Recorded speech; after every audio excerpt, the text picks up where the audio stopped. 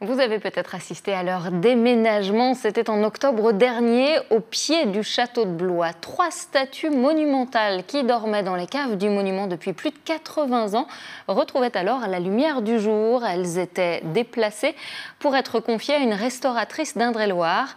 6 mois plus tard, les statues encrassées mais classées ont retrouvé leur beauté originelle. On voit ça avec Léa Turquier.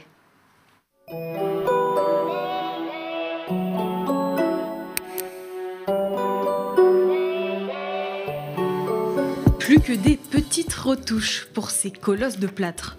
C'est l'heure du ponçage pour Charlemagne. L'une des dernières étapes après de longues heures de dépoussiérage, nettoyage, renforcement du socle et bouchage de la sculpture. Elles étaient tachées, couvertes de poussière, de crasse ancrée, de taches. Et elles étaient aussi également très abîmées, très altérées par le fait qu'elles étaient conservées dans un endroit qui était humide. Cet endroit, c'était les caves du château royal de Blois. Les 3 statues y étaient stockées pendant plus de 80 ans, et ce jusqu'à l'automne dernier. Depuis leur sortie, elles sont entre les mains de Delphine pour se refaire une petite beauté. Elles ont retrouvé leur teint d'origine.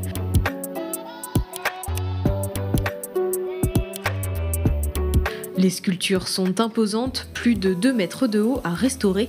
Un travail étalé sur 5 mois et qui touche à sa fin. Avant leur retour à Blois, on fait les tests de repositionnement des têtes sur le reste des corps et on complète les zones de manque pour pouvoir les réinstaller définitivement ensuite au château. Saint-Louis, Charlemagne et Louis XII, sculptés par François Delestre, sont classés au monument historique depuis 2017. Ils seront de retour, pas dans les caves cette fois, mais bien dans l'enceinte du château, à partir de début juin.